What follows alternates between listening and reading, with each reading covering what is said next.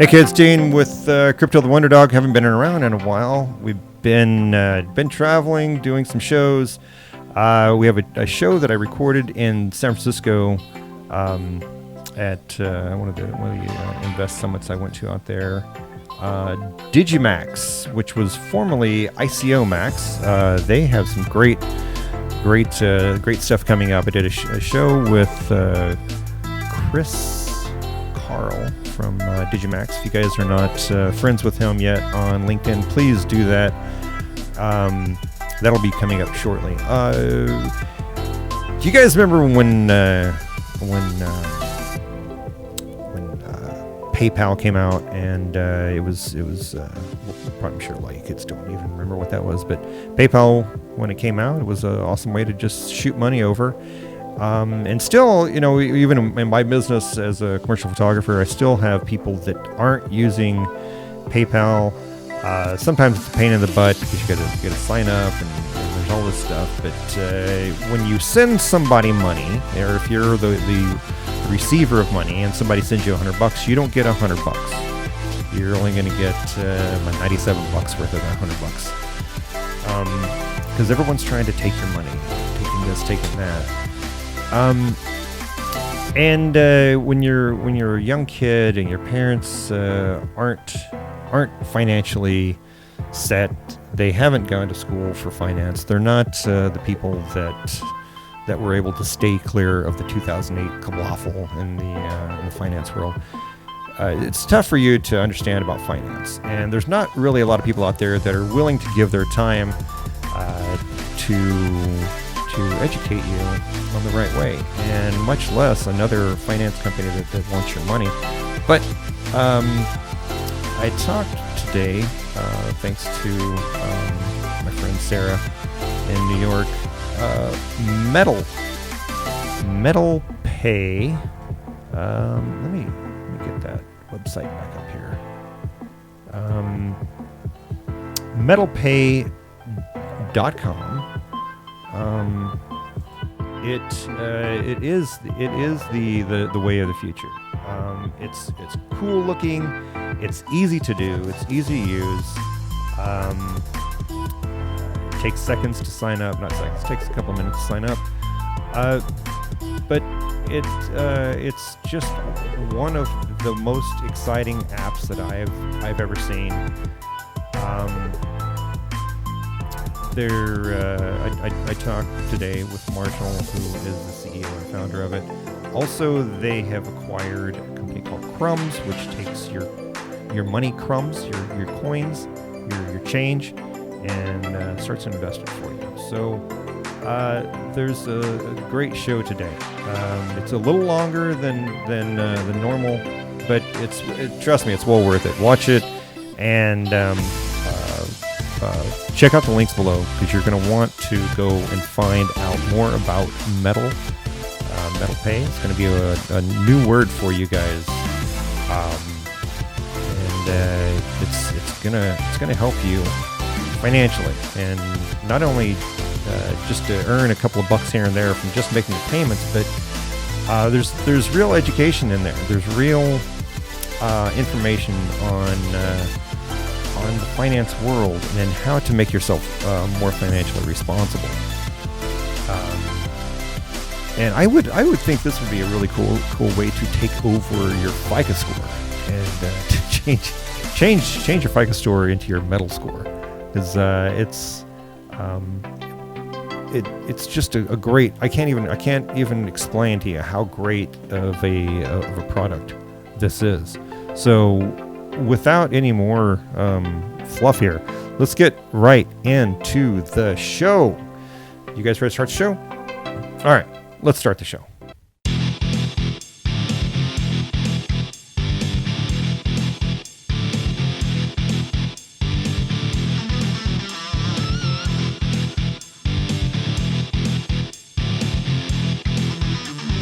Okay, Marshall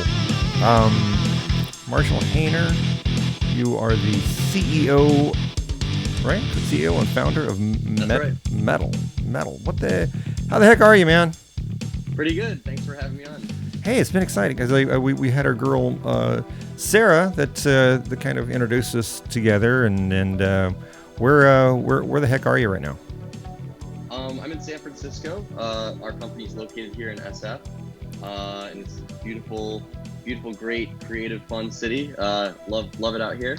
Yeah. Okay. I How heard long you guys talking earlier about SF a little bit. how long you been in San Francisco?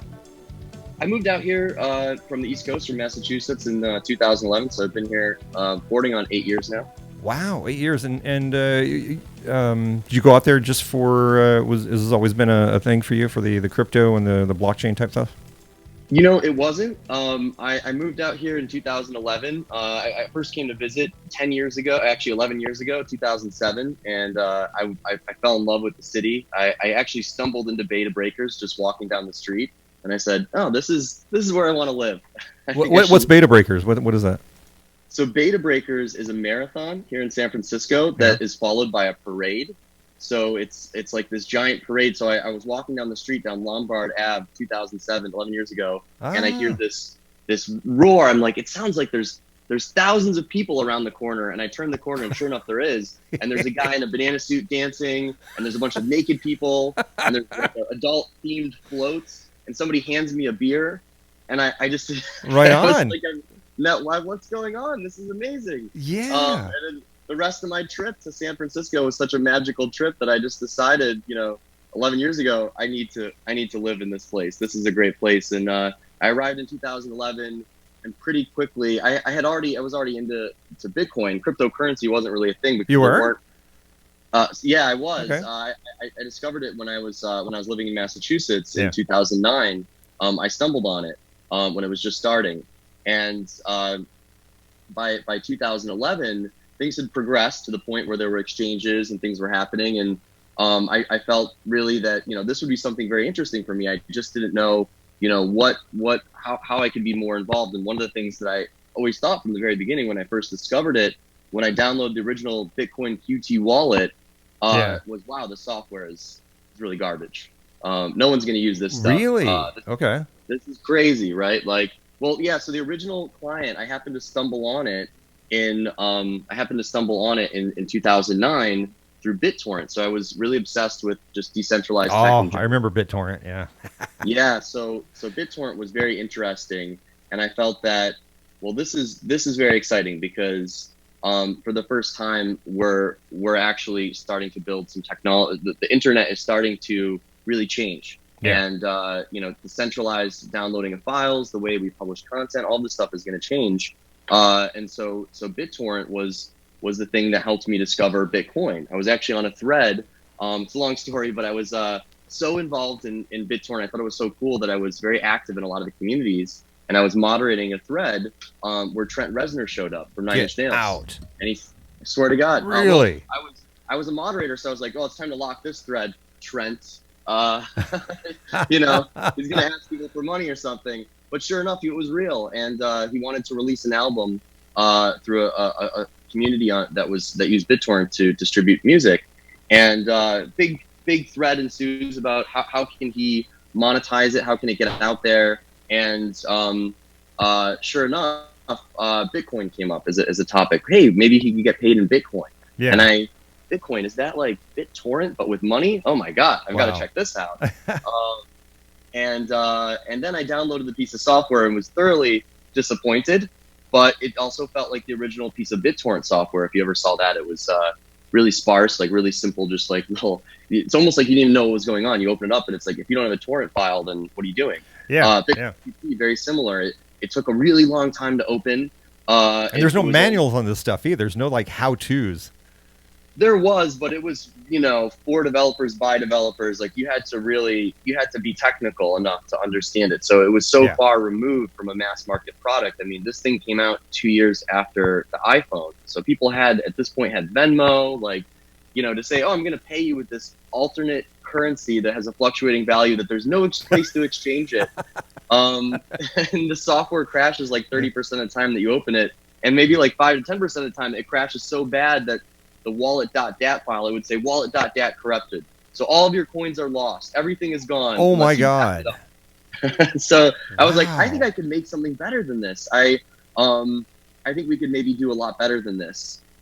And so when I moved to California, that was something that I started kind of as like a little passion project. And then by 2012, I started getting more and more interested.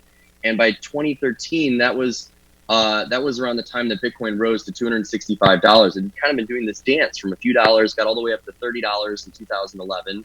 And I thought, wow, if we could go above $20, this thing would change people's perception of it would change, because there's a certain perception around, the $20 bill, the $5 bill, the $1 bill. So every time we passed one of these landmarks, cryptocurrency got very excited. People got very excited, but there still was no usable software. So by 2012, I decided this is something I really want to do. And 2013, that was where I started work on it. When Bitcoin hit $265, I dropped everything I was doing. Wow. And I decided now's the time to do this. I sold my other businesses. I said, okay, I'm gonna try this. I actually had tried to build one tech app prior to this, failed like most entrepreneurs in their first tech app. Tech is hard, hardware's harder. Yeah. And I said, okay, I'm gonna build something. And so by 2014, I launched my first app, started development in 2013, conceptualization 2012, and then we launched this app. It was called QuickCoin. It was really cool. What was it? It's called QuickCoin. So yeah, okay. You asked me to share some links before the show. This is one. If you Google it and you go to Google Images, you'll see. Okay. QuickCoin. All right. And it was if you Google it and go to Google News, you'll see stuff. There was a lot of news about it, NextWeb, and a bunch of different articles. And the idea was you click one button and you're in a Bitcoin wallet. So you click one button, it asks for your Facebook OAuth, and once you click that, it creates your public and your private keys, everything. You get $5 for my early Bitcoins, and then send it over wall post, send it over Facebook Messenger, and it blew up because it was so easy for people to use. And people were like, oh, I've heard about Bitcoin.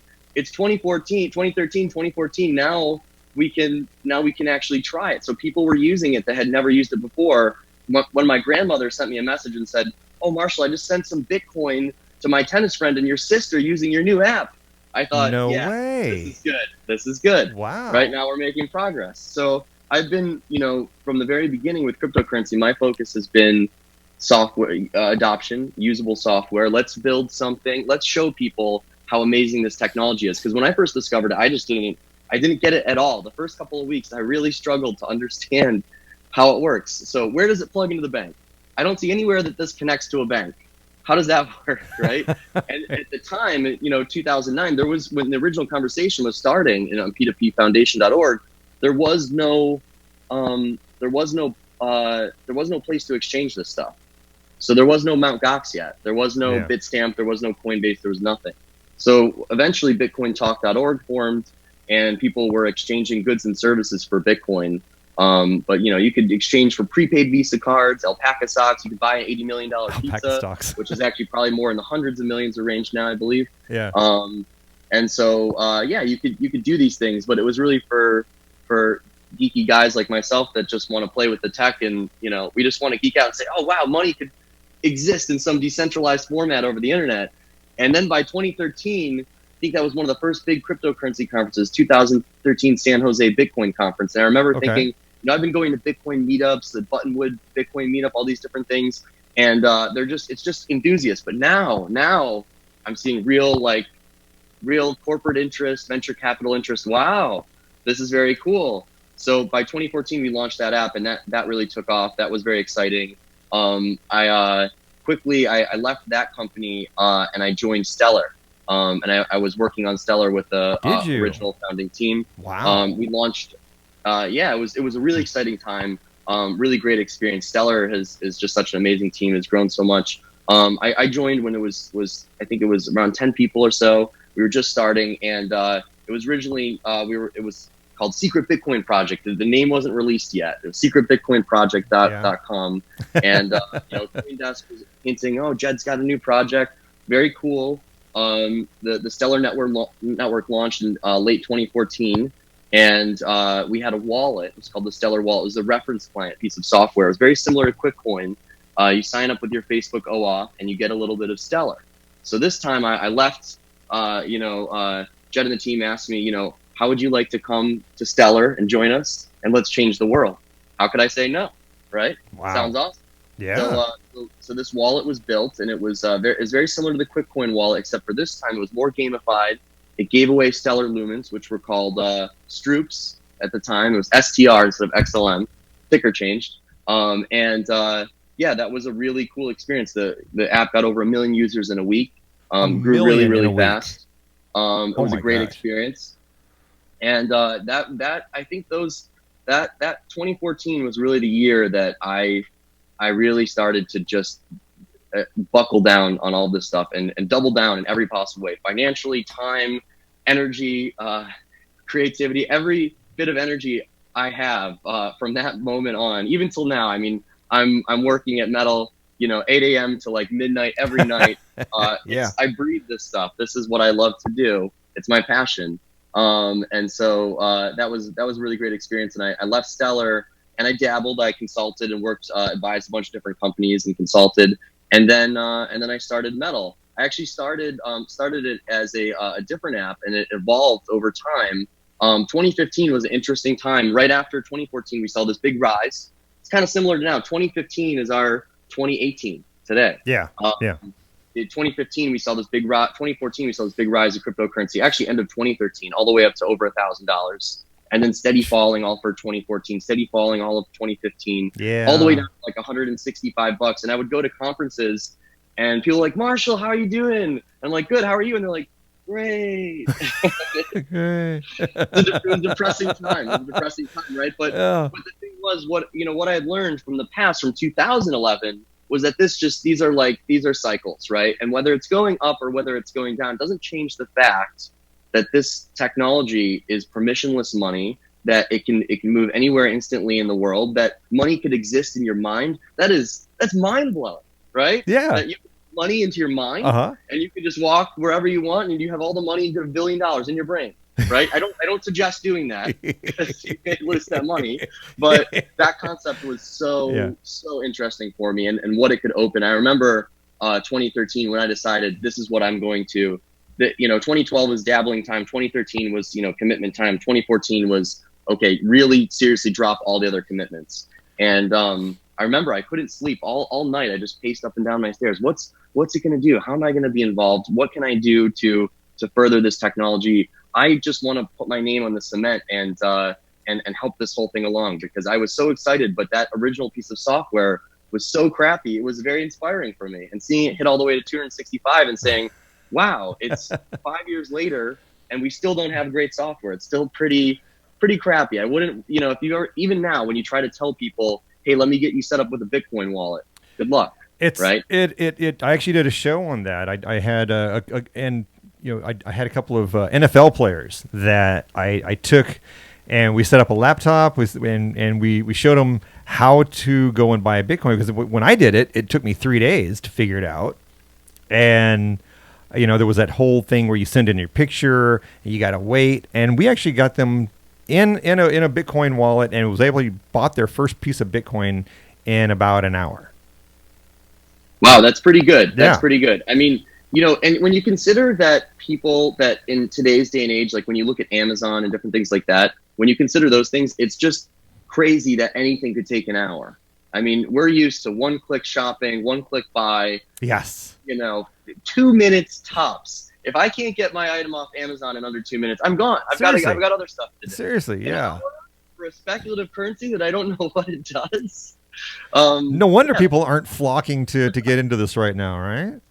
Yeah. It's and then especially by the time that people are coming around, it's like it's during the this bull phase. It's running up. The market is getting aggressive. Everybody buy at the top. Oh my god! And then it's the worst thing you've ever seen. Yeah, and then they have nothing good to say about it. It's all bad. It's all, I lost all my money. My children are going to starve, and Right. Yeah, I think that it's really, we have to stop focusing on price. Unfortunately, that's something the media loves to talk about. Well, but what we should focus on is that money in the mind concept. Money could exist in your mind. Yeah. Or let's start to just think about, where does money come from in the first place? That is the mission of Metal, is to change the way we view money. Because I do strongly believe that if you want to get muscles, you want to get strong, how are you going to do that? You got to go to the gym. Got to work out. Right? You got to work out. Yeah. You got to work out. If you want to get smarter, you got to read books. right? You have to put in the work if you want to learn how to do something, right? Yes. So if you want to learn about money, you have to question, where does it come from? How does it work? Let's conduct economic experiments. Never a better time than now, right now, with blockchain technology, right? Or let's watch other economic experiments unfold. Some of the smartest thinkers in economics, PhDs and scientists and lecturers, have said all different kinds of assumptions about cryptocurrency that have been wrong. A lot of them that have been right, but a lot that have been wrong. And I think that that's what's so interesting about it. Not that they don't know what they're talking about, not that they're not smart. It's just that we haven't had a playground to experiment with financial instruments. That's never existed. I mean, it has existed actually before 1933, but that was run by the banks. Very different. Now it's very interesting. It's there was, if you go all the way back to the history of money, there was a time when people just kind of work for the king, right? And you get some food and you're allowed to live. And then the merchants gather and they had the merchants market, right? Yeah. The merchants are, bartering, from their goods. I'll give you some gold for some spices or a donkey or whatever. Yeah, right? Donkey. Yeah. And then they're like, wait, let's get a coin. We had a coin. Then we don't have to I don't want a donkey, right? Or I don't want spices, right? So I had to kind of do this roundabout deal with donkey died on the way back to my house.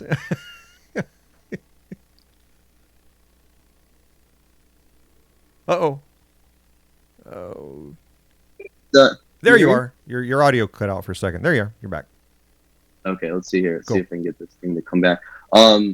So yeah, I don't want the donkey. I want the spices or whatever, right? Yeah. So I should be able to just trade for a coin or something like that, right? Yeah. And that took off, and then eventually that coin became available to the public, and that was the first fiat currency, right? The beginnings of fiat currency.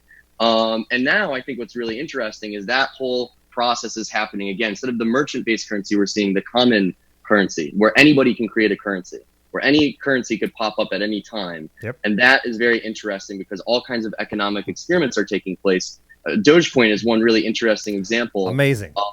Yeah. Amazing. Started as a joke. Yeah. And this is how I met my co-founder and our CTO at Metal. Started as a joke.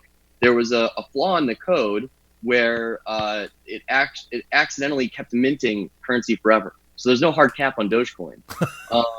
And that was it was when they were putting it together, they realized, oh, well, it's a joke, whatever, yeah. And it works. So, there's all kinds of different, really interesting things happening here, and we're watching all this unfold now. And so with Metal, the question, the vision that we have is for people to question what money is, how it works, where it comes from, and we want you to play with all these different new currencies. Yeah. But how can you get into this if you're asked to buy these speculative things? Software is not very good. You need to have an interface, a front end, and we need to do something we already know. So if I pay you, Dean, $100, and you pop a little bit of Metal or a little bit of Dogecoin or Stellar or Tron or EOS or something like that, and then you get to play with it. Like, let's say you pop some basic attention token, and then we say, what is basic attention token? It's for Web 3.0. Now you can access micro content. You can get paid as a content producer, like for the show, people could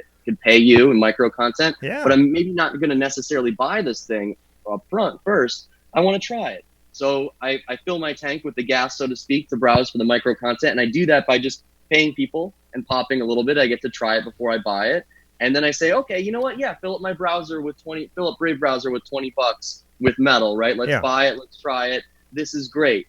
But people are used to free to play. I want to come to Crypto the Wonder Dog on YouTube and just watch your show. And if I like it, then I'll start to pay. Yeah. So that's how everything works, I think, on the web. And that is where the future of all this is going. We want people to try these things, play with them, ask how they work, where they come from, and get involved in the stories. Because as we all know, once we get involved in cryptocurrency, we start playing, a lot of people get obsessed. And they want to go deeper, and they want to go deeper, and they want to go deeper because it's so interesting. Yeah. So I want to share that experience with everyone without all the pain. Oh, right? Of course. Yeah. Well, that's great, man. And let's cruise over to the website. Do you have it up there? Yeah, I can share it. Oh, were you asking me? Yeah. I was because I'm gonna bring it up on my end here. Sure. And let me just give me a second. I'll pull it up. So people are watching it on my end over here.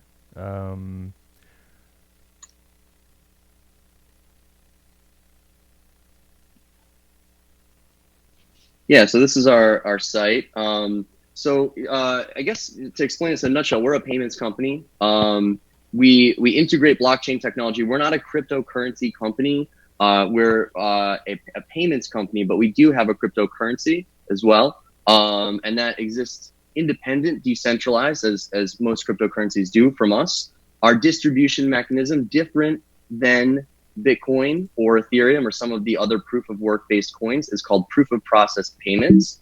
And the idea is that we can now earn cryptocurrency for simply just participating. Yeah. So that was the original idea behind Bitcoin, was that we could all mine a little bit of Bitcoin. But very quickly, that was obvious to me that if this thing took on any value, the hardware companies that make the miners, why would they sell those to consumers or businesses or anyone?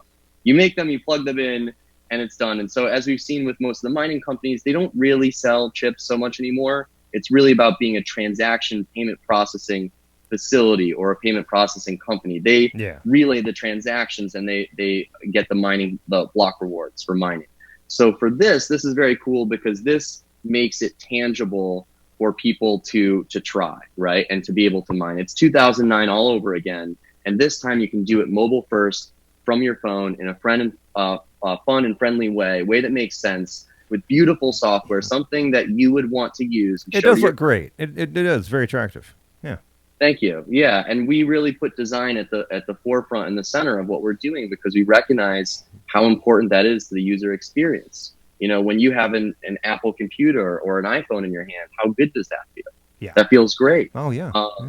And we want people to have that really sticky, I want to lick the buttons off the screen experience, and we want them to have it with money. So how cool is it to, you know, pay your rent and get 10 or 20 bucks on top? That feels great, of course. Right? I'm going to do that all day. Yeah. And all these currencies it's like reading a book. It's like reading a novel. Each one is a different team, and I want to root for all these. I have different teams I want to root for, and I want to follow them and learn about what they're doing and become a part of the community. That is very, very cool.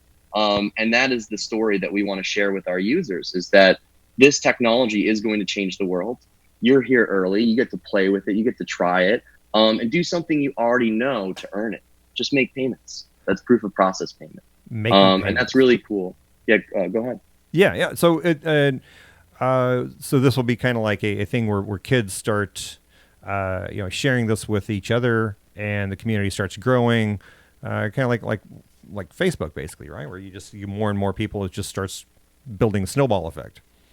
That's right. And I was lucky to be one of the first people early on Facebook. I went to school at Northeastern in Boston, Massachusetts, and when Facebook launched in 2002, there basically it was really interesting. It was called the Facebook. You had to have a campus email address. So you had to have a harvard.edu, at mit.edu, wow. at northeastern.edu, at bostoncollege.edu, bostonuniversity.edu. It had to be one of these like 10 schools in the Boston area. And so I got in. I was one of the very early people on Facebook. Oh, wow, I can poke people. Oh, there's stuff going on here. And that was cool. It was cool because the social validation, right? What are you doing on Friday night? Hey, there's a party over here, right? For students. Yeah. Really great. Very fun. So that was I wish I knew how big that was going to be, because Mark wasn't too far away from me over there, right? Oh, man. Yeah. We're the same age. But what I saw was something growing very quickly, and I was one of the early people, and I really loved it. And that was one of those early things. I always loved technology, but that I attribute that to one of the things that got me very excited about technology early on as well. And that is the network effect is so powerful, right? Look at Venmo, look at Facebook, and that's what we're going for here. We want to say, who doesn't want some extra money in their pocket, right? That's the first proposition. Absolutely. And so, yes, everyone loves money, right? Everybody loves money. That sounds great. But then the next question is, after you get it, after you pop it, is, oh wow, that was real. I popped $20 and I spent it. Okay, I have a question. Where does it come from? How does it work? Yeah, right? And we want you to ask those questions. That's the next logical progression, to say, how does it come from, and where does it come from, and how does it work? And we explain that in the app. When you swipe right inside the app, you discover this thing called the Discover section. And that's where we showcase information about other cryptocurrencies, information about the latest financial technology. And that's where we tell the story, where you get to discover what it is, how it works, where it comes from. And that is incredibly interesting. And like we were talking about earlier, this is how you build those financial muscles. Let's learn about money. And the next question I want people to ask is, where does fiat currency come from? Who prints the US dollar? Who prints the euro? How does that work? How do we decide how much to print or how much to destroy? I want to understand quantitative easing, and I want to understand how all these things work. When I first discovered Bitcoin, I didn't ask any of these questions. I realized over time. Well, you didn't know you needed to ask them. Yeah. We didn't even know, right? Yeah. I mean, well, I guess maybe deep down we knew that it might be good to ask some of these questions, but we're busy. We got lives. We got other things going on. Maybe it just didn't get our attention like it should have. But now I want to revisit that conversation for the world, for everyone, to say, slow down a second here. This thing that is such an integral part of our lives, money, right? Yeah. We should know how that works. We really should know how that works. We should not just take it for granted and just pretend, oh, it works because it works, right? Yeah. There's a lot of parts of the world, when you go to Argentina or Zimbabwe or different parts of the world where the currency is, really failing, unfortunately. And there, it's in those countries where people really question, wait a second, how does this work? Because it's really not working out very well for me right now. Yeah. Right. Yeah. So there's other parts of the world where people are, where it's developing, and people are asking those questions. But in other parts of the world where it's not, where the currency is stronger, we don't ask those questions because we feel maybe we don't have to, or it's working good enough for now, right? Yeah. So that's the really interesting thing. And I think that when we start to ask those questions and we start to see money move like email, right? Like I can really send some money, and stable coins, I believe, are going to do that. That's very exciting. Asset-backed cryptocurrencies are going to do that. Yeah. Also, volatile cryptocurrencies will do that. Access tokens, utility tokens, they're all going to have a different purpose. But I think that it really will change the internet. It will change the world. I think that this technology, I do believe that this technology is going to change the world. I do believe it already has. I think. I mean, I'm thinking that it's already changing the world for the people who are kind of with it. I mean, the people that have any kind of websites. I mean, just watching TV and watching what's going on in the news, and any kind of financial news, they've been sprinkling it in here and there. And it's absolutely changing the world right now, and people are fighting it. And I think that people are starting to give in. I think like Goldman Sachs and some of these bigger financial houses that are seeing the way, and they're hiring these kids, kind of like yourself, like straight out of these 20, 30-year-old kids that are coming in as their advisors for these big financial firms. Yeah, I think fighting it is sort of like fighting the internet, right? Yeah. It's email. That's who would use email. What are you, crazy? Snail mail. This message sponsored by the U.S. Postal Service. Yeah, exactly. I mean, imagine if we didn't have what happened after email, right? How did the world change after email? Right? Video. Yeah. It changed dramatically. Business started happening faster. Connections were made quicker. And I think that that's going to happen with money. I think that there was more communication. Absolutely. Right. More communication, more commerce. More commerce will, I believe, be, there's a lot of talk about Web3. I think it's a buzzword, right?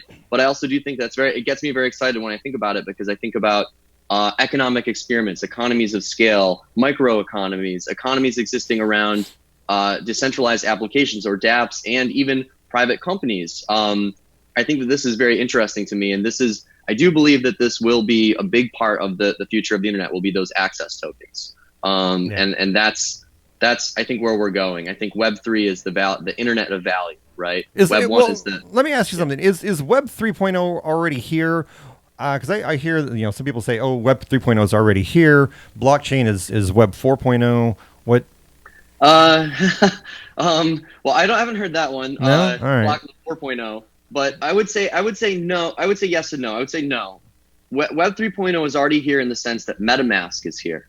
And MetaMask, I guess, would kind of be like MetaMask Coinbase wallet, and what's soon Metal is going to be capable to do on mobile. MetaMask is kind of like the desktop client version of it. But if you used MetaMask, you can kind of see this is the beginning. Yeah, this is the beginning of where the browser integrates with the cryptocurrency aspect. Brave browser also. So we're seeing the very, very early beginnings. I guess you could equate that to sort of like Prodigy and MSN. The beginning of the internet, right? Do you remember like Prodigy before AOL, right? The original dial-up, service. It was all encapsulated into one app, right? I remember dialing up to Prodigy on MS-DOS, right? There was no on MS-DOS. There was no. Wow. So there was no cursor, mouse cursor. Right?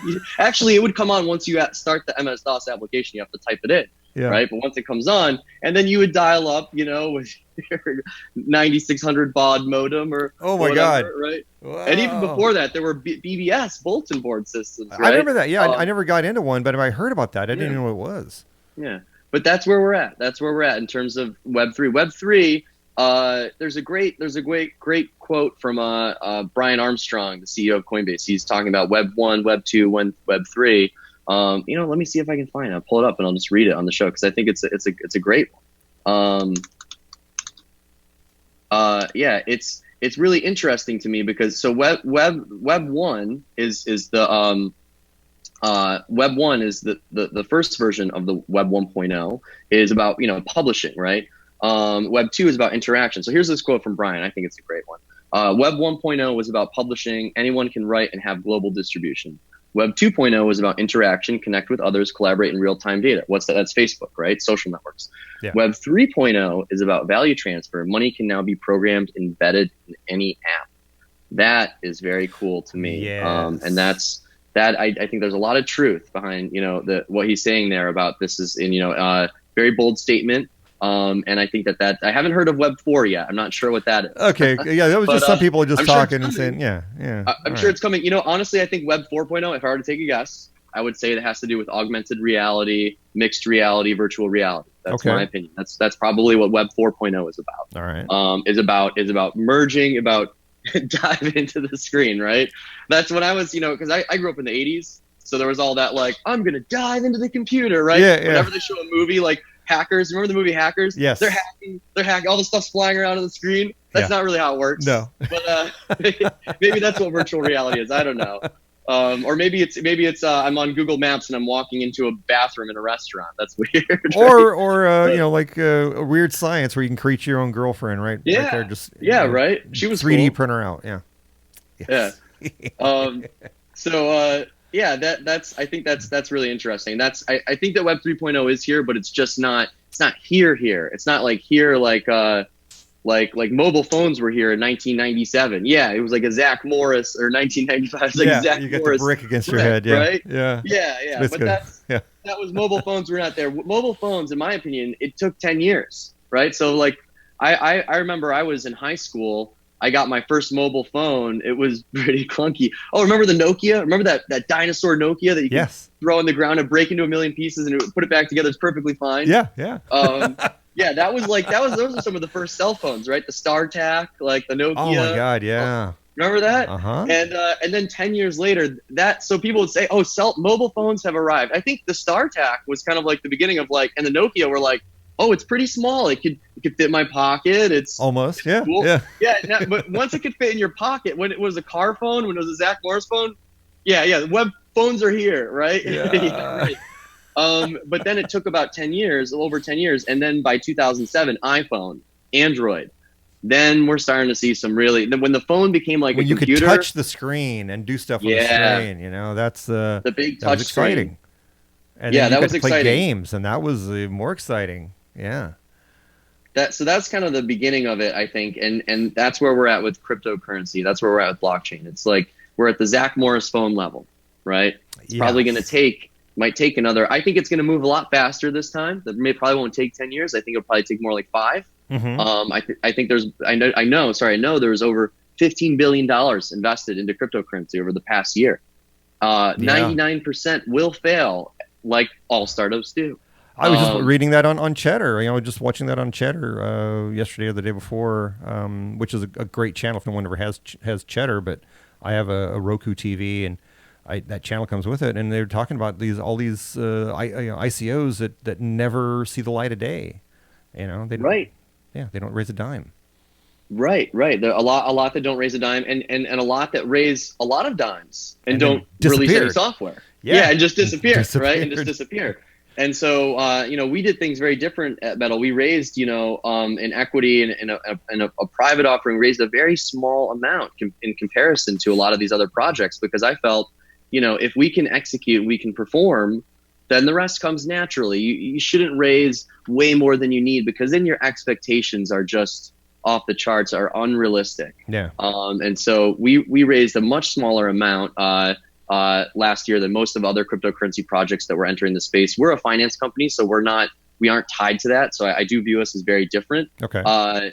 And we executed. I think we executed beautifully. And that is something that we are going to see. And even there's a lot of other companies that I believe have executed as well. It doesn't necessarily mean it's a hallmark of success, but I think that the companies that are executing now are the ones that are going to make it into the next round. Okay. And the ones that can achieve users and growth and their functions of their apps actually are sticky with the public and the mass market, those are going to be the less than 1% that make Web3.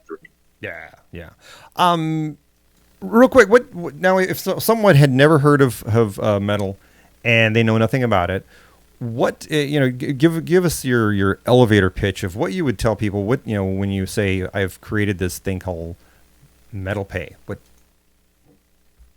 Yeah. So well, you know what I like to do. My favorite thing to do, and I would show you, but my phone is having technical difficulties today. My phone is frozen, so we'll just leave it in the other room. Yeah. So what I would say to someone is, let me just try. Let's just try it. Okay. Yeah. So instead of talking, because a lot of people when they pitch cryptocurrency, it's like, oh, do you have a few hours? So, what are you doing next week? I gotta what are you doing? I gotta tell you about blockchain. Yeah. So what I would do is I would meddle someone. I'd send them a payment. It's just like Venmo. They're gonna get the $100, right? And then within 10 minutes, they're going to pop. They're going to what we call POP. That stands for proof of process payment. Once that payment is processed, because I keep a bunch of money in my account, so it's already processed on the Metal on our side. I send them a payment. They claim that payment just like they would in Venmo. They pop and they get a few bucks, and they get $1, $2, $3, $4, $5, and that's a very interesting experience. And then I say, okay, now try it out. Send someone some Metal, pay me some Metal, send some Metal on, send another payment on, try it out. Check out the Discover section. And that's a really interesting moment for people when they have that pop experience. It's like, whoa, I got 105. I think there's a bug in your app. No, that's right. Really? Okay, yeah, because that's like the opposite of like PayPal when you send where somebody they take money away, where you send 100 and you get 97. Right? Yes. Wow. What a freaking concept that is. Whoa. Oh, what a mind-blowing concept. All of a sudden, what if it reversed? And so instead of paying fees, you got paid, right? That is part of the dream of cryptocurrency. I think what's so exciting. So I would meddle you. I'd send you $100. You'd pop and get a few bucks. And now your cryptocurrency journey is starting. Now you start paying a bunch of other people. And you're not only popping Metal, but you're popping other cryptocurrencies as well. You're learning about them. You're reading about them. And you're getting to put them into action. So future versions of the Metal Pay app are going to be similar to kind of like MetaMask or Coinbase Wallet for mobile. They're going to integrate these dApps directly, not just in WebView, but natively in Swift and Kotlin for Android. Okay. So that's really cool for us, because that's going to start to create that really sticky, very beautiful experience, because we're at that 1.0, that Prodigy MSN Zach Morris phone, that ugly, gross, no way am I ever going to use that experience. But once we get to the value prop, like, oh, I just popped. This app that Marshall built is pretty cool. Right? Like, I want to play with it, right? And then you get to that point where you go, you know what? Give me some Metal. I'm going to buy $100 of Metal. I love what it does. It unlocks all these features in the app. It builds my pop score, my identity on the chain. Oh, I just popped this thing called basic attention token. What does that do? Now I can access micro content. Or I pop 0x. Ooh, this is very interesting. Now I'm part of this decentralized exchange, and I can quickly exchange the currencies. Real time. That's very interesting. We want people to play with this stuff. We want them to actually try it. And right now we're at that speculative stage where people that are buying cryptocurrency, usually never leaves Coinbase, or usually never leaves the exchange, just because it's a speculative investment. But when it becomes actual utility in your day-to-day life, that's where it gets really interesting, we believe. Yeah. No. I went on this morning and I downloaded the app. And maybe this is me just not knowing what the hell I'm doing, because that's me anyway. When I put in, I have a different address than what's on my license, and so when it went to verify me, it said verification failed. Gotcha. What if something like that happens? What I made sure I put in everything correctly. So it's asking me, let's verify your identity. So it says, here it's asking me to place where was my camera? Place my my ID in this little box here, and so I've done that. And is that my issue right there? Is that my license address is different than my physical address? Yeah, I would just try entering the address that's on your license. Okay. When you sign up, because it's pulling that information from your license. But this is something we're fine-tuning. So that's kind of like a fuzzy logic. So we're fine-tuning that. That actually checks your identity to make sure Dean Kirkland is the real Dean Kirkland. Okay, got that. We can only have one on the system. In order to issue POP, the idea is that we need several components in place. One, we need your identity. We need an anchor. Because otherwise, you can just keep signing up over and over and over, make a million accounts, send the money back and forth, and just pop endlessly, right? Oh, got it. Okay. Yeah. I see how that would be endless. Presumably, you only have one identity, right? Yeah. So unless you're James Bond or you've got a briefcase full of identities, most people only have one identity, right? Got it. So once that identity is verified, we've created what we call the anchor. The anchor basically says that Dean Kirkland is Dean Kirkland, and there's only one, right? Okay. And so once we've verified your information, not only have we anchored you, but we've also fulfilled a lot of the know your customer and anti-money laundering regulations, at least for the U.S. and also for different countries like Europe. A lot of the regulations are the same. Okay. It varies by country to country, but U.S. is probably one of the stricter countries. But yes. we need to fulfill those obligations by law. So we kill two birds with one stone. We fulfill those obligations, and that also helps us on our end with combating crime and also money laundering and that kind of thing. But it also anchors you down, so it creates that identity. And then we link your bank account, and you could have more than one bank account, but you choose the bank account you want to use. Okay. And when you start making payments, that's your funding source. That's where we basically can say, okay, we can start to issue POP because we know there's one Dean Kirkland, and we start to create a history of payments. And if those payments are good and they're consistent and they're made, for example, like a mortgage payment or a rent payment or just a peer-to-peer payment that you make every month for like I paid my house cleaner or something like that, or somebody to mow the lawn or whatever. That's really cool because that once that starts to fall into place, we start to identify behavior, right? Now, if we start sending it back and forth, we're trying to cheat the system, right? What's going to happen? We're going to lose the ability to earn POP, right? Yeah. But if we make good payments, we're showing goodwill, we're showing good intentions, and we're starting to build something much more valuable than a credit score. We're starting to build a cognitive behavioral scoring system that not only tells us about our payments history, but our behavior. When I earn a reward, do I scrape it all off the table, or do I pay some people with it? Do the other people do I interact with, do they also have high POP scores? We call this the POP score. So we determine how much to mint per person per transaction based on your POP score. Oh, okay. And your POP score is sort of like your financial report card, right? Okay. Are you saving your money? Are you following the tips inside the app? Are you not trying to game it, but trying to grow it and follow the tips? Some of the tips are increase your savings balance, save more every month. Get the cash balance to go up a little bit, right? Wow. That's not only good for you, but that's good for the bank. That's good for metal. That's win-win all around for all of us, right? Yeah. And then also, get your cryptocurrency balance to go up. Raise your cryptocurrency balance and use the dApps. Read the Discover section, read this stuff, and your score will keep going up, right? You're flexing the muscles, right? And if you're just like a personal fitness tracker app, it can know if you're working out or not. So we know if you're flexing your financial muscles. And if you are, we're going to raise your POP score. If we raise your POP score, you're going to earn more cryptocurrency and more rewards when you make payments. Wow. And that's very cool. So we're creating this positive cycle of learning about finance, growing our finances.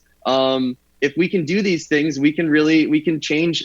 I really do believe that that this can change lives. It's the beginning. It's my little part of cryptocurrency changing the world is this piece, right? Yeah. And that's what I'm really excited about. And I think that it really is time for people to start to consider these things, because, you know, I don't think that the school system really teaches about finance. Like, no, they don't. It's horrible, because it's a shame.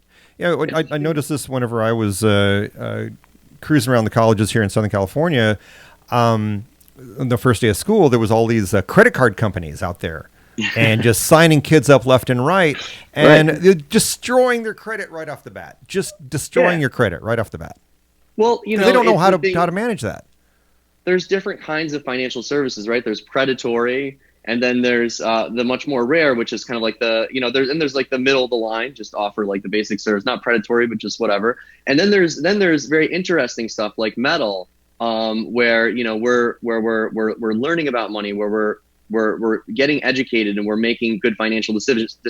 There's a lot of new savings apps, and one of the trends that I'm seeing is education around finance is becoming very big. Mm-hmm. And I think it's just so important. If you think it is very important, you think about the Generation Z, millennials, well, not millennials, the before millennials, Generation Z, the generation that's just getting out of the workforce right now. When did they grow up? They were growing up. They were coming of age, 2008, financial crisis. I mean, YOLO, right? That's, you know, everybody screws me. I watched the financial crisis. I got to college. This guy signed me up for a credit card, destroyed my credit. All I know from FIs is just getting burned. Yeah.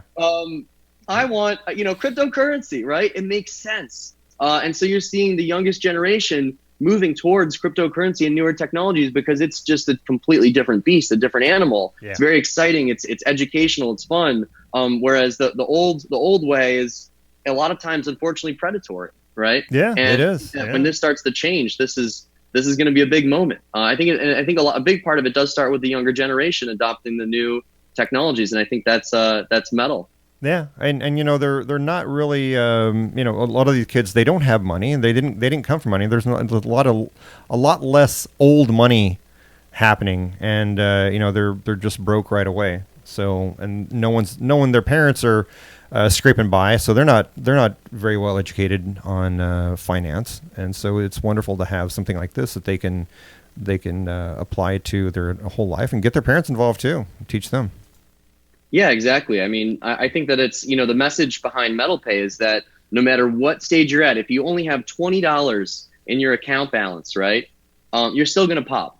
You're still going to pop, and it's going to be great. And the idea is that no matter where you're at, we're meeting you where you are, and you don't have to have a huge balance. You can have a low balance, you can have a big balance, but you're going to pop, and we're going to give you reasonable goals to try and hit. And as you hit those goals, we're going to reward you more, teach you more, show you more, and keep expanding that knowledge and have this really fun experience of kind of finance as a game. We've never treated finance like a game. Most people, when they open up their bank balance, what do? Most people, when they open up their bank balance, they go, oh, yeah, not what I want to see. No. I mean, how often do you think someone between the ages of 18 to 21 opens their bank balance and goes, yes, awesome, oh my God, right? Like, not many. Never. I mean, maybe it does happen. It does happen, but it's after dad pays you, you know, you get your allowance. Money, then maybe, right? So we want people to have that experience, even if you've only got $20. You're down to your last $20, but you popped, and you've been popping all month. You got $20 in cash, and you got $20 of metal. What do you do next? Yes, cool. Yeah, even though I've got very little money at all. Yeah. I'm winning. I'm getting cryptocurrency. It was a lot more than I had before. And man, I'm starting to understand how this money thing works, like where it comes from, who prints it, cryptocurrency. Very cool. I want to get more involved. I've said this, I've been quoted a few times on this, but I've said the youngest generation has the biggest financial opportunity in decades, maybe over a century. Absolutely, right, man. It's huge right now for kids that and a lot of them don't even see it. They just aren't. I think a lot of them aren't just taking advantage of what they could possibly be doing, and if they're learning about this and learning about the technology behind it, they could set themselves up for a very comfortable future. They just got to understand that it's very important they start learning about this right now. That's right, and I've lectured at a couple different universities. I speak a lot, and one of my recurring themes is don't worry, guys. Don't worry about buying, hoarding, buying all this stuff. You know what is the most valuable thing of all is the knowledge. Yes. The knowledge will carry you, will take you. Play with this stuff, play with it and learn it, because Bitcoin may not be the biggest coin forever. Ethereum may not be the biggest coin forever. Things can change, but what will stay and what will persist is this technology. Become acquainted with it, learn about it, get excited about it, and it will be a very positive, lasting reward in your life if you start with this stuff now and you start to play with it now. Yeah. Hey, are you now? Do you have a whole team of financial advisors that are doing the education part of this? How's that working? Right. So we're a small company in SF. We're actually over 20 people, so we're not so small. But the idea is that we're not giving financial advice. It's going to be more general. It's not like financial advice, like what stocks to buy and whatever. Like but just education on finance itself. Yes, general education, finance, and so we're sourcing content from all over. Because we recognize that if we just have like one person in house, it's not going to be kind of too narrow of a focus. So we're just looking for content all over. So we just launched a few weeks ago, and we're about to start really pushing a lot of new content into the Discover sections. But really, it's going to be sourced from all over the web. We're just looking for the best writers, the best thinkers, and it could even be a piece of content written from 50, 100 years ago, right? It could be from any time. But the idea is that we're trying to expose people to great minds, to thinkers in finance and financial technology. And so we do have in-house content people. We have several, but we're expanding that. But we also really look to the outside, because I think that the greater breadth of all the financial information that's out there. There's a lot of new stuff coming out every day. Yeah. We just try to highlight that as much as possible. Good. So whether it's an older piece of material or something that just came out, and new blog content, we're going to put it in there if we think it's valuable. Okay. Well, that's awesome, man. Like the Wonder Dog show, that could be in there as a piece of video. I think it should be. I think it should be too. I do too. I'm maybe a little biased, but I think it should be part of your rotation. What else was I gonna? I hate it when I have these great thoughts in my head and they pop out. That happens with age, though. You'll. I know how it is. I've usually, Richard Branson, he says, you got to write it down, write everything down. I should have a freaking piece of paper here writing my quotes, because they always pop in my head and just fall out. Okay. So what other, I know you've been involved with a lot of little companies, and not little, but you've been involved with a lot of companies, and I'm sure this is not going to be the end of your journey for creating. I mean, you're young kids, so whatever tidbits, whatever new things do you got working on that you can share? So yeah, we acquired a company in May. We have another app that's also in the Play Store and the App Store. It's called Crumbs, CRUMBS, like cookie crumbs. Okay. And it's really cool. You should check this one out too. I've seen that. Yeah, Crumbs. Yeah. This was a really cool start. This is a really cool company that we acquired. Discovered them December of last year. It's kind of like Acorn, right? Yeah, that's right. Yeah. Founded by Patrick Mrzowski and Carson Holoyan. I first made a personal investment into these guys in the company, and it just grew and it grew. And then we made an acquisition offer, and they joined the team. The vision behind Crumbs is that it basically is very similar to Acorn. So MetalPay is kind of like Venmo. We're replicating something that people already know with peer-to-peer payments. Crumbs is like Acorns, right? And so Acorns, if you're not familiar, it rounds up your spare change and it buys stocks. So every day you could buy a little bit of Facebook, a little bit of Apple. That's very cool, because it's like your investment piggy bank. You're buying all these stocks. Yeah. With cryptocurrencies, this allows you to round up your spare change and buy different cryptocurrencies or baskets of cryptocurrencies. You can even customize, like say you want, I'll take 25% metal, 25% Ripple, 25% Bitcoin, 25% Ethereum. You can do it. That's the foundation portfolio, quick foundation, and you can get it. So that's really cool. So it starts rounding up all your purchases, buying little micro investments, micro purchases of cryptocurrency. And that's really interesting, because that allows you to kind of dabble and play. It also does what Coinbase does, where you can buy and sell real time up to 15 different cryptocurrencies. Wow. So all the hot new cryptocurrencies you can buy real time. And you can also do weekly and monthly recurring buys. You can also have it say, give me $20 of Bitcoin every week. Just every week, I'm going to put $20 in my Beautiful. paycheck. That's great, That's so cool. man. Yeah. Just automate it for you. And it's going to start to automate a lot of these trading functionalities. So like when you're up and you've got profits, hey, by the way, you're up and you have profits. Do you want a hodl right now or do you want a sodal, right? Which one do you want to do? And to make it very easy, very automated, because, we do have jobs. We can't sit by the exchange 24/7 trade. I mean, some people that is their job, right? And that's cool. But for most people, we can't sit there. So we see hey, did you see Bitcoin go up? Yeah, I did. And I saw it come all the way back down and I didn't sell any of it, right? Yeah. We missed the op, right? Yeah. Uh-huh. So that's what Crumbs does. It's your trading app. It allows you to buy and sell. Is that live? That's live, yeah. Oh, okay. Both these apps are live. So Metal Pay is live in the App Store. Crumbs is live in the App Store and the Google Play Store. Is there a website for that by chance? Yeah, it's crumbsapp.com. CRUMBSAPP.com. I can pull it up. I'll pull it up right here. Let's see here. Okay, I'm gonna pull it up over here so that we can view it here.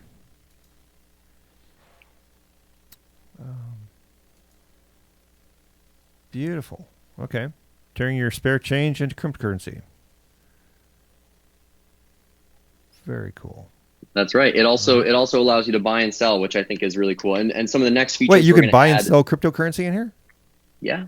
Over 15 currencies. It's actually, I believe, for the US, it's the only mobile experience that allows you to buy and sell this many cryptocurrencies with the USD pair in the United States. Really? Because I mean that's awesome, because I thought that like Coinbase was only ones that you could just use and just jump right in. But how long does it take to get verified with this? Seconds. Seconds. Okay. Yeah. Just maybe like 30 seconds, but yeah, try it, sign up. It's very easy to get into once you're in. Is it only an app? Is it only on the App Store? I mean, is it only where you can use this on your phone or you can't use it on desktop? Yeah, we don't have the desktop version yet. What we're doing is we're building a platform. So we're merging a lot of these things together. We're also making the single sign-on metal identification. So similar to Facebook and Google, you know how you log in and sign up for a lot of stuff with like a Google or Facebook button, right? Okay. We're building that, and that identity links between all the different Metal products. So between Metal Pay, between Crumbs, between Metal Desk, which is the desktop product we're launching. Metal Desk, the desktop product, is going to have all of these pieces integrated together on the web. So everything you would need to do, all the products pulled together in one desktop client. Wow, that's so cool, man. Thanks. Yeah, we think that mobile first is really important, because I think that these days, everything is done from the mobile phone. Everything's done on your phone, yeah. Everything. Yeah. So it's got to be mobile first. That's where the future is going. And I do believe that personal computers, like we're on laptops right now, but I think that those might go away. When the processor gets fast enough in the phone, we can put on a pair of glasses and we're on the computer. Yeah. Right? Yeah. Absolutely. Yeah, that's one of the biggest things, that you're still running into dead spots and sometimes it just takes forever to load a page. So I would, There's some improvements. My phone froze before this meeting, and I couldn't. And of course, your phone. There's improvements to be made. There we go. We got a long way to go. Yeah, nothing on your part. It was just just a bug in the phone today. So. I remember when I was going to ask you. You were talking about how you could make stuff like make payments to your rent or your car payment or things like that. Mm-hmm. How would like for me? I have a loan through Ford. How would I make my car payment through Metal? So right now we don't have the capability to do it yet. In the current version, we just launched a few weeks ago. So this is V1. Okay. But the subsequent versions, I think it's gonna be like V1.3. So we're on V1.1. So we have a couple more versions, 2 more versions. In the next versions, we're going to start to roll out some of this functionality. So the first thing you're going to see is the cash card can now be sent to Apple Pay, GPay, similar to Square Cash. And then we're going to also integrate the physical card. So we're going to ship a physical card, and we also have another big surprise there on the physical card as well. I'm not going to say what it is, but you'll see. You'll see. It's very, very cool. I think it's breakthrough. I don't think I know nobody's done it yet. But on the physical card, once you have the physical card that links to your cash card, you basically just type in that number when you go to make your payment over traditional payment rails, Visa, MasterCard. type in your card number, make the payment. And then past that, next year, what we're going to have are business merchant integrations. So if your provider integrates it on the back end, you'll be able to actually check out with the MetalPay app where you can scan it, or just, are you authorizing Geico to accept your MetalPay login? Yes, I am. Oh. And I would like to make the payment. And it slides up on your phone. You're making a payment to this provider for $49.99, or, car payment for $600, right? Or whatever it is. And that's really cool, because that's going to be a deeper integration whereby the merchant can also kick you back some rewards. So we're not only issuing cryptocurrency rewards with proof of process payment, but we can also issue merchant rewards as well directly. And I do believe a lot of those rewards will exist on the chain, so to speak, in the future. And that's a big part of what we're doing. But the first piece will just be the debit card. You can just use the debit card as the first way to do it. Well, that's great. Yeah, because I really, when I got my PayPal debit card, it saves you so much time. You can just take your card and just go use it. It's awesome. Now I noticed on the map here that it's not available in all the states. What is the issue, or what's the problem? Why wouldn't it be readily available in every state? Right. So it's like I said earlier, U.S. is one of the harder states on regulations in the world, country. And each state in the U.S. has different laws around money transmission. Okay. Now you have about 15 states that already have or are about to put into place cryptocurrency legislation. Right. So typically with a program that's doing virtual currency exchange or peer-to-peer money transmission, you have to obtain what's known as the money transmitter license. That's a license that each state has their own license. Montana is the only state that does not require a license, but all other 49 states and territories require licensing. Now, some of those states, those 15 of those states, have special cryptocurrency licenses, either already in place or coming into place. You may be already familiar with New York State has the New York State Bit license that was passed a few years ago. Really? Yeah. So there's this thing called the Bit license. It's a very onerous, very tough licensing application. In fact, I'm not a big fan of it. I think that I bet. I think that the thing is maybe the intention was to keep innovation from happening, or maybe the intention was to prevent any new financial entities from entering the space. Huh. But in my opinion, it was a bill that was passed in bad faith. I do believe in protecting the consumer, but I also believe in empowering the entrepreneur, of course, to grow technology. Absolutely. We don't want to live in the past. We want to live in the future. So, but I do think that a lot of these regulations are very good to protect the public from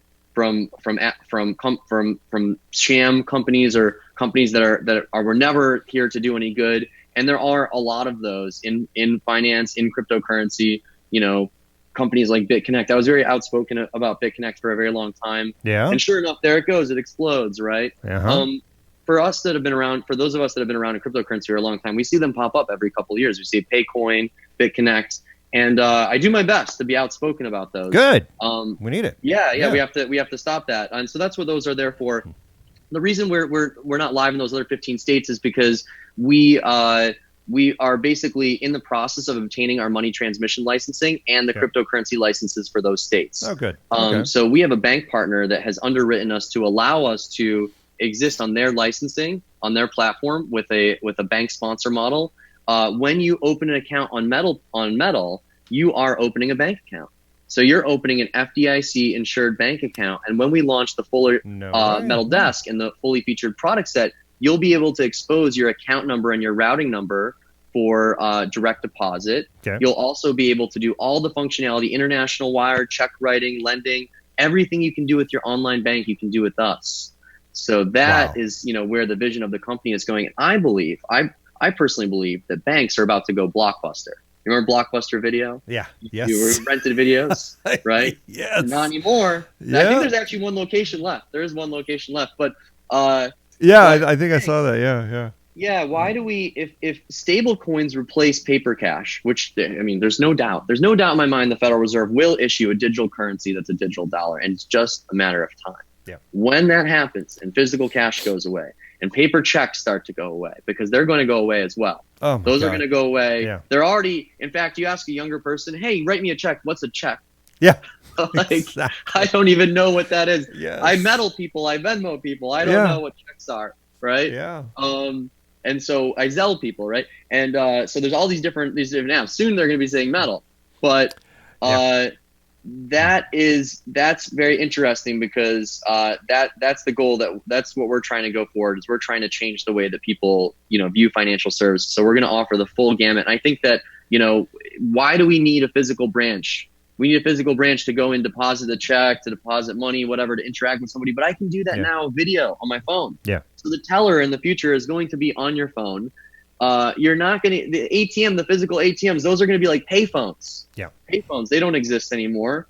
Physical branches, those won't exist anymore. So we're going to see the removal of the physical branches. I think there's a lot of crypto anarchists and Bitcoin people that say, oh, the banks are going to die. I've got news. Banks are not going to die. No. Right? No. Like they are going to survive. Yeah. They may change rapidly, and some of the smaller ones may disappear. Some of the bigger ones may even merge or disappear because they didn't adopt the technologies. But it'll be all online. Yeah. I apologize, Dean, but I kind of have to wrap shortly. But okay. I really have enjoyed talking with you, and this is a lot of fun. Yeah. It's a great talk, man. I'd like to be able to, maybe have an update with you guys soon, and see where it's going. I definitely want to make sure that my issue that I had this morning getting metal going, I can fix that because I want to start using it.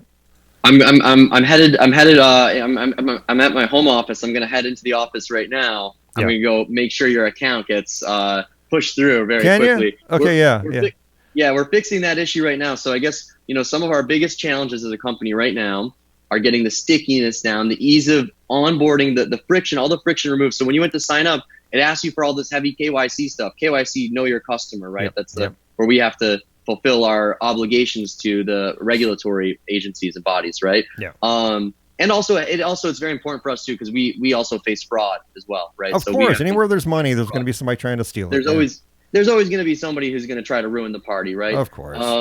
But what we're doing is we're going to trim down that friction. So in the next version you're going to see of MetalPay, when you go to sign up, it's just going to send you a text, 6 digits, type it in, boom, you're in. Beautiful.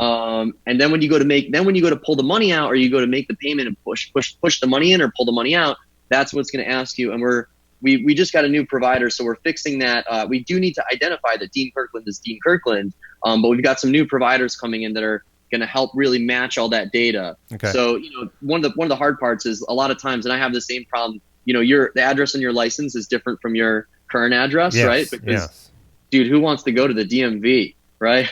Oh my God. And I've moved, 4 times in the last 3 years. So it's, so we're fixing that problem. So, that was one of the conflicts in the system, because it just saw it actually, our system, it's called OCR. It recognizes the address on your license. And then it checks that against the other address, and it just got confused. Okay. But we are fixing that. So all right. Well, I'll go back in and fix that myself, so I don't give you guys a headache over that. I'll send you a payment, and we can pop some metal together. Right on. Yes, let's do it. Yes, cool. Man, it's been great talking with you. I'm so glad that Sarah, you're on the other line there. But thank you so much for putting me in touch with Marshall here. And of course, I knew you guys would hit it off. This is great. Thank you, Sarah, and thank you, Dean, for having me on the show. This was a lot of fun. Yes, it has been. Marshall, I meant to tell you, Rita on our team, so we all downloaded Metal, and yesterday my friend Rita went to go get her hair cut, and she didn't have cash for a tip for her hairdresser. She said she made every single person in the hair salon download Metal, and they all popped to each other to tip each other for the haircut. I thought you would appreciate that. That is so awesome. That's what we're really excited about. We really like, that moment when you pop, doesn't it feel good? It feels like, oh, even if it's like $1 or 25 cents, it's like, oh man, this is cool. This is cool. I want to do that again. Wow. Really awesome. I love stories like that. That's very cool. Yeah, but I think you guys should definitely check in as Metal progresses, and Chrome says too. I think that would be awesome to have a check-in back to the show. Yeah, I'd love to come back if you guys will have me. That would be great. Oh my God, yeah. Let's absolutely do that. And if is there any kind of way that we can get a special link, or do they even need one? Or we'll just send them. Everyone just go there and sign up and just let them know that the Wonder Dog sent you. Yeah, the easy way to get on there is m.tl/pay. If you type that in the browser, m.tl/pay, it opens right up into the App Store, and you can download the app. It does. Okay, very cool. All right. And do those videos that we were talking about earlier. So. Yeah, please do. I'm going to stick those on the end of the show here. If you're watching this, stick around, watch some videos.